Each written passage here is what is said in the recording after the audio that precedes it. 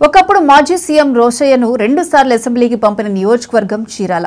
గత ఎన్నికల్లో YCP ప్రభంజనంలోనూ TDP తరపున పోటీ చేసిన అభ్యర్థిని గెలిపించిన నియోజకవర్గం చీరాల. 40 ఏళ్లలో మొదటిసారిగా కమ్మ కులస్తుణ్ణి ఎమ్మెల్యే చేయటము ఇంకో ప్రత్యేకతే.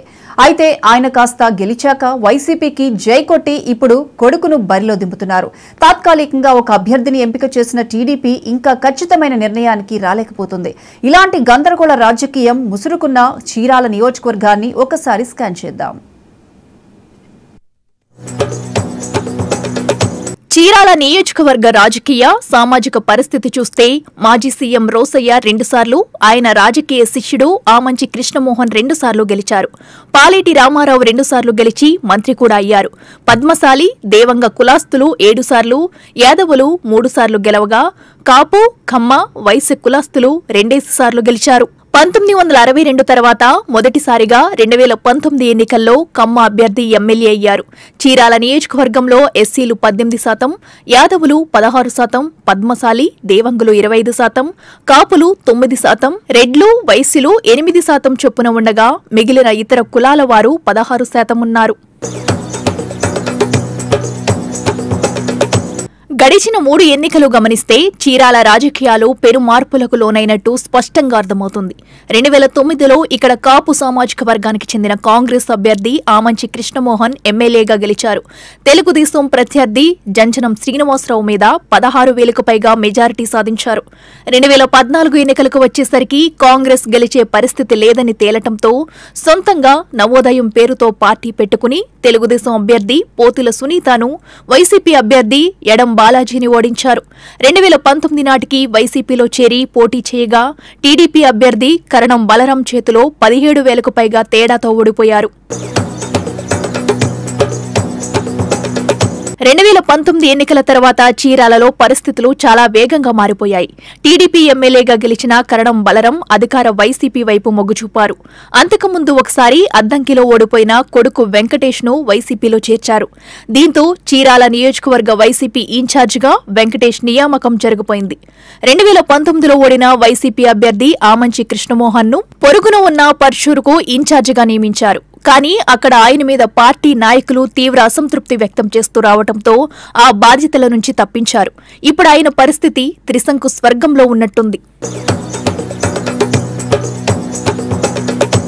ఇంతకీ చీరాల వైసీపీ టికెట్ కరణం వెంకటేష్కు ఖాయమైనట్టేనా? అదే జరిగితే ఆమంచి కృష్ణమోహన్ సంగతేంటి? ఈ సీటు టీడీపీకి ఖాయమనుకుంటున్న సమయంలో జనసేనకు అవకాశం లేదు కాబట్టి ఆమంచి జనసేనలోకి వెళ్లటం కుదరదు. పైగా ఆయన అన్న స్వాములు ఇక్కడ కుదరదు కాబట్టే దర్శి లేదా గిద్దలూరు జనసేన సీటు కోసం ప్రయత్నిస్తున్నారు. వైసీపీ ఇన్ఛార్జ్ వెంకటేష్ తో బూతులు తిట్టుకునేదాకా వెళ్లిన కారణంగా ఆమంచి కృష్ణమోహన్ ఇప్పుడు ఆయనతో కలిసి పనిచేసే అవకాశం లేనట్టే. 2014లో అధికార టీడీపీలోకి వెళ్లి మళ్లీ వైసీపీలోకి వెళ్లిన కారణంగా తెలుగుదేశం నుంచి ఆయనకు తలుపులు మూసుకున్నట్టే. ఇక చీరాలలో తెలుగుదేశం అభ్యర్థి విషయానికి వస్తే యాదవ సామాజిక వర్గానికి చెందిన మాలకొండయ్యను పార్టీ చీరాల నియోజకవర్గానికి ఇన్ఛార్జిగా నియమించింది. ఆయన తన పని తాను చేసుకుంటూ పోతున్నా దూకుడుగా లేరన్నది ఆయన మీద పార్టీ కార్యకర్తల ఫిర్యాదు. నాన్ లోకల్ అనే మాట కూడా వినిపిస్తున్నప్పటికీ రోసయ్య, బలరాం లాంటి నాన్ లోకల్స్ గెలిచారు కాబట్టి అది సమస్య కాకపోవచ్చు. ఇంకోవైపు వేటపాలెం నివాసి అయిన పార్టీ సీనియర్ నాయకుడు మునగాటి బాబు పేరును కూడా కొండయ్యకు బదులు టీడీపీ అధిష్టానం పరిశీలిస్తోంది. మంగళగిరికి చెందిన తిరువీధుల శ్రీనివాసరావు కూడా ఈ ప్రాంతంలో ఉన్న బంధుగణంతో సమాలోచనలు జరుపుతున్నట్టు, టీడీపీ టికెట్ కోసం గట్టిగా ప్రయత్నిస్తున్నట్టు వార్తలు వస్తున్నాయి. ఏమైనా అభ్యర్థి ఎంపిక మీద టీడీపీ కసరత్తు ఇంకా పూర్తి కాలేదు.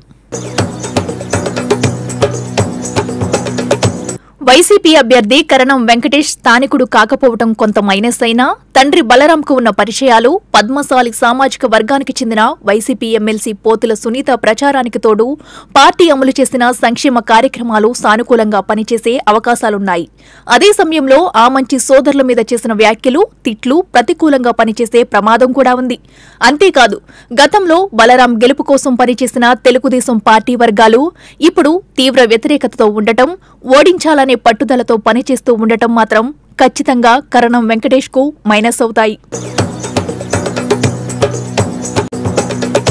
ఏమైనా చీరాల నియోజకవర్గంలో ఈసారి తెలుగుదేశం పార్టీ ఏ మేరకు గట్టి పోటీ ఇవ్వగలుగుతుందనేది అభ్యర్థిని ప్రకటించేదాకా చెప్పడం కష్టం.